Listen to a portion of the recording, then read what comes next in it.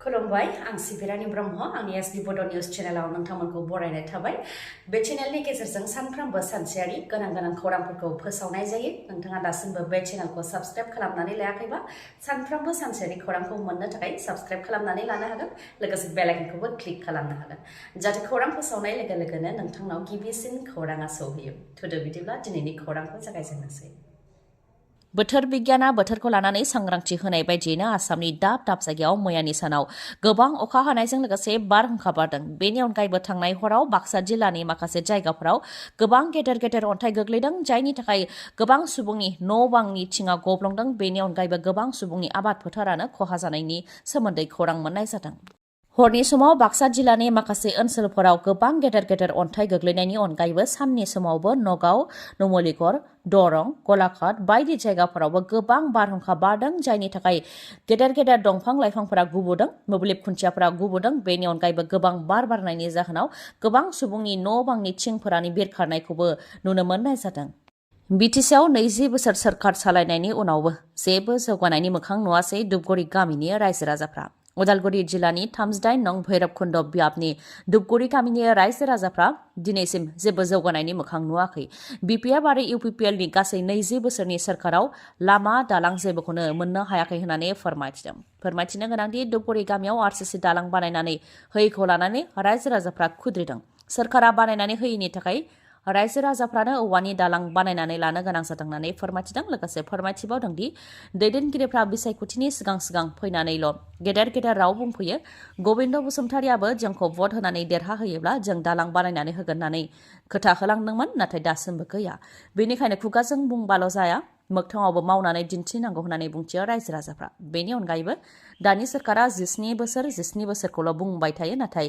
जोंनो 17 बोसोरनि हिसाबखौ नाङा बिपिएफ आरो इउपिपिएलनि गासै 20 बोसोराव सिसि ब्लकनि मोनसेबो अन्थाइखौ नुवाखै आरो दालांखौबो बानायनानै होआखै होननानै फोरमायथिदों रायजोफ्रा फारसेथिं धुपगुरि गामिया माहारियारि राजा लामानि साखाथियावनो आरो राजा लामाजों दैदेनगिरिफ्रा गोबां थांलाय फैलाय खालामो अब्लाबो धुपगुरि गामिनि जेंनाखौ सोरखारा नुसनाखै होननानै फोरमायथियो बेनिखायनो लकसभा बिसायख'थिनि थाखाय दैदेनगिरिफ्रा गामियाव फैनायखौसो जमनानै दं होननानैबो बुंथियो रायजो राजाफ्रा बिसायख'थिनि थाखाय बारहांनायावनो मानसि बुनाय जाथाय इउपिपिएलनि दैदेनगिरि दैमालु ब्रह्मनि दैदेननायाव सासे फिसा फालांगिरिनि सायाव गाज्रि गाग्लोबनायनि अजद जायजों गाज्रि खर' जोखोम जानो गोनां जादों गाग्लोबजाग्रा सुबुङा आरो गाग्लोबनाय जाथाया सीसीटीवी केमेरायावबो सेबखांजादों बाक्सा जिल्ला बरमा प्रफेसार कल'नियाव जादों बे गाग्लोबनाय जाथाया गय फाथै गलादार रन्जित कलितानि सायाव गाज्रियैनो गाग्लोबदों जाथायनि सायाव बर'नि दैदेनगिरि जन दासनि खौरांगिरि मेल बिथाङा फोरमायथिदों दि इउपिपिएल आलगाजार इउथ प्रेसिडेन्ट दैमालु ब्रह्मआ गावजों लोगोआव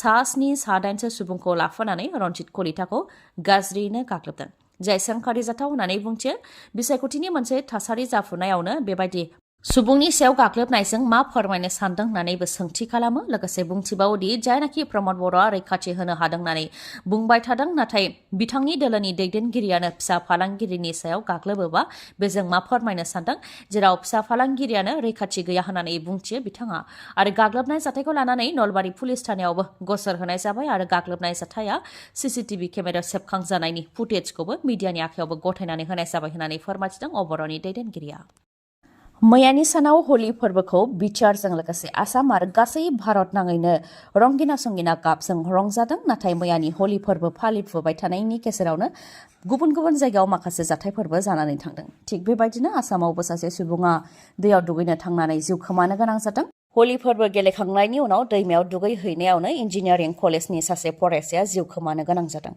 जरहाट इन्जिनियारिं कलेजनि फरायसा रादाब कलल बरा बिथाङा बगदै दैमायाव दुगैहैदोंमोन बेयावनो बिथाङा गब'दों आरो बिथाङा दैयाव गब'नायनिफ्राय 500 मिटार जानथायसेयावसो बिथांनि गोथै देहाखौ मोनहैनो हादों फोरमायथिनो गोनांदि थैनाय रादाब कलल बरा बिथाङा माजुलिनि गारमुल ओनसोलनि थागिबिमोन बिथाङा बेचेलर अफ इन्जिनियारिंनि फाइनाल इयारनि फरायसामोन गुबुन मोनसे जाथायाव हलि फोरबोनि थाखाय फुजा होफुबाय थानाय समावनो अर खामदों जायजों 14 फुजारिफोरा अरजों खामजानो गोनां जादों मध्य प्रदेशनि उज्जैनाव थानाय महाकालेश्वर थानसालियाव जानो मोन्दों बे गिख्रंथाव अर खामनाय जाथाया।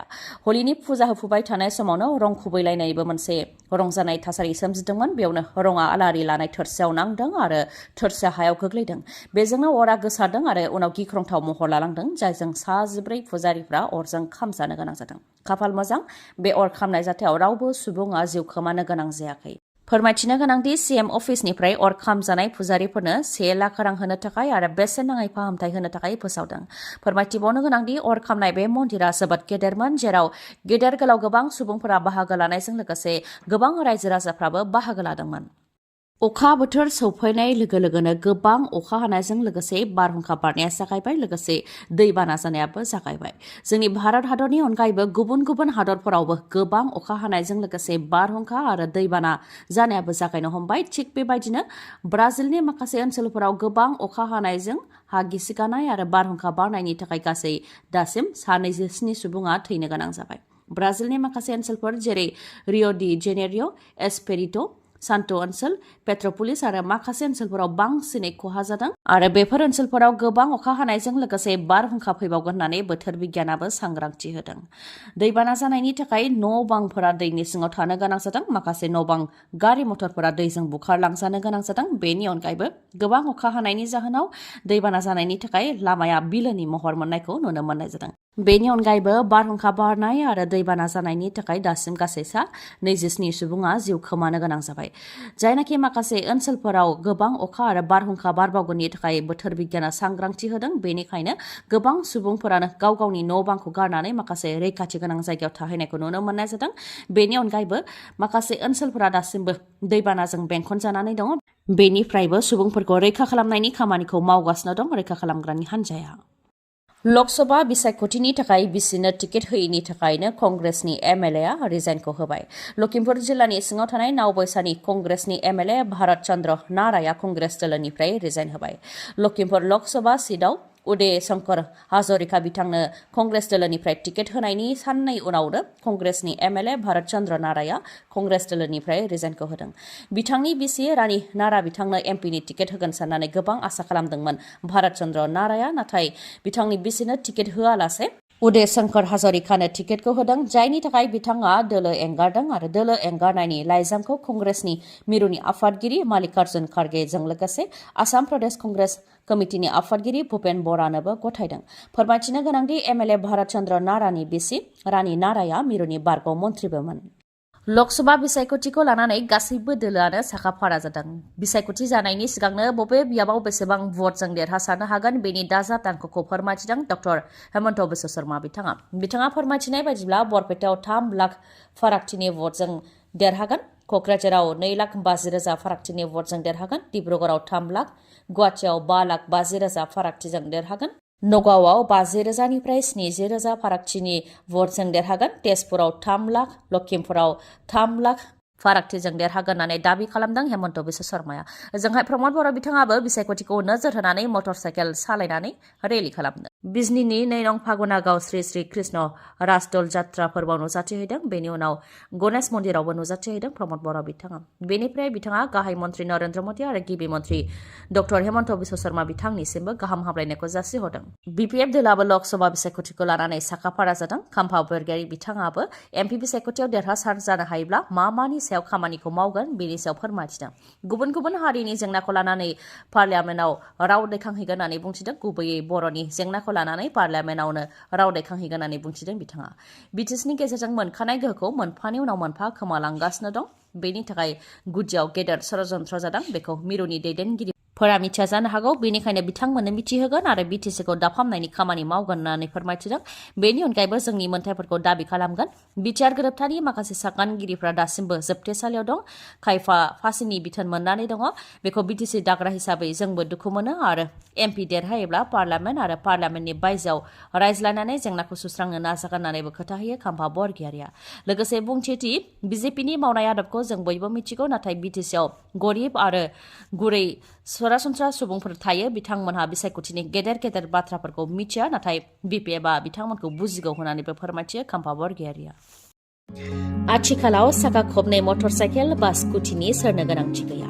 नोंथांनोबो मटरसाइकेल बा स्कुटिनि गोनांथि जादोंब्ला गोख्रैनो मानिकपुरनि मानास अट' हन्डा श'रुमनिफ्राय नोंथांमोनहा मटरसाइकेल नङाबा स्कुटिखौ बायनो हागोन मानोना जोबोद मोजां अफार होगासिनो दङ मानिकपुरनि मानास अट' हन्डा श'रुमाव